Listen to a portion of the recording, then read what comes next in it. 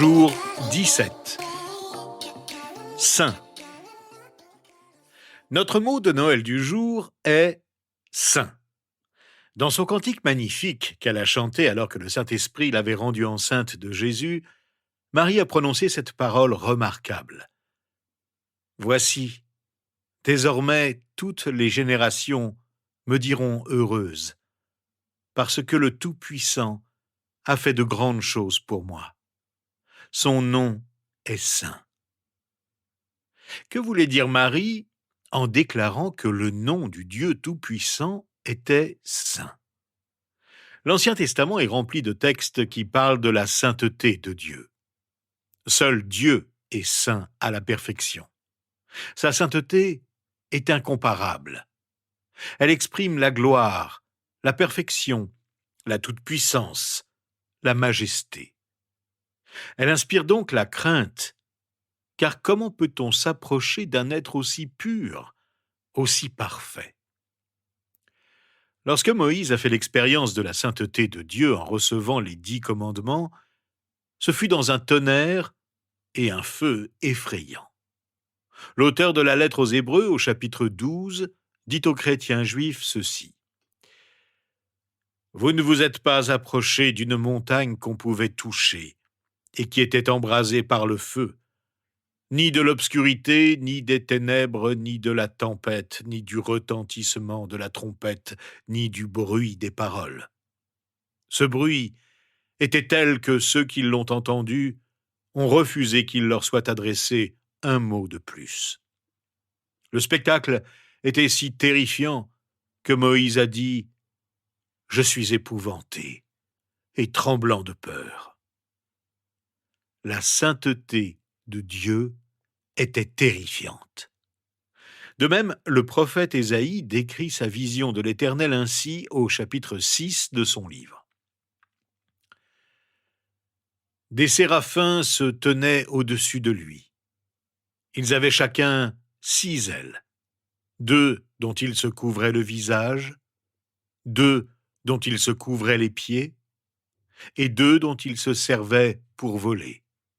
Ils se criaient l'un à l'autre « Saint, Saint, Saint est l'Éternel, le Maître de l'univers. Sa gloire remplit toute la terre. » Les montants des portes se sont mis à trembler à cause de la voix qui retentissait, et le temple a été rempli de fumée. Comment le Dieu 3 fois saint manifeste-t-il sa sainteté? Ésaïe nous l'explique dans son livre au chapitre 5. L'être humain devra s'incliner. L'homme sera abaissé, tout comme les regards des hautains. L'Éternel, le Maître de l'univers, sera élevé par le jugement. Le Dieu saint sera reconnu comme tel par la justice. Le Dieu saint manifeste sa sainteté par la justice. La sainteté de Dieu réclame le jugement selon le droit qu'il a lui-même établi. La sainteté de Dieu fait partie intégrante de tout ce qu'il est et de tout ce qu'il fait.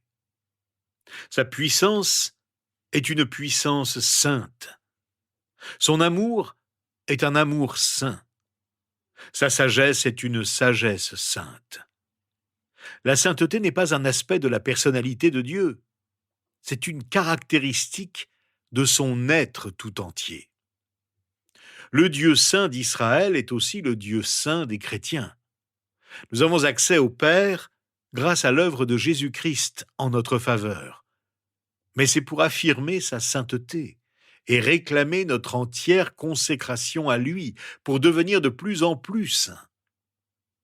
C'est pourquoi l'auteur de la lettre aux Hébreux poursuit et dit « Puisque nous recevons un royaume inébranlable, attachons-nous à la grâce qui nous permet de rendre à Dieu un culte qui lui soit agréable, avec respect et avec piété. Notre Dieu est en effet un feu dévorant. » Voilà le Dieu saint que Marie adorait et célébrait. C'est lui qui a fait de grandes choses pour elle. Sa sainteté est éclatante dans les merveilles de sa création et dans toutes les œuvres grandioses qu'il a accomplies tout au long de l'histoire humaine. Mais le Dieu saint accomplit aussi des choses merveilleuses pour nous, personnellement, comme il l'a fait pour Marie. En retour, il nous demande d'être saints, comme lui-même est saint. Marie savait que Jésus serait son sauveur et elle a été en communion avec lui comme nul autre sur terre. C'est ce que nous demande l'apôtre Pierre dans sa première lettre au chapitre 1. En enfants obéissants, ne vous conformez pas aux désirs que vous aviez autrefois, quand vous étiez dans l'ignorance. Au contraire, puisque celui qui vous a appelé est saint, vous aussi soyez saints dans toute votre conduite. En effet, il est écrit « Vous serez saints, car moi je suis saint ». Nous sommes consacrés à Dieu pour être saints, pour devenir de plus en plus à son image. Et c'est l'Esprit Saint lui-même qui nous guide et nous protège.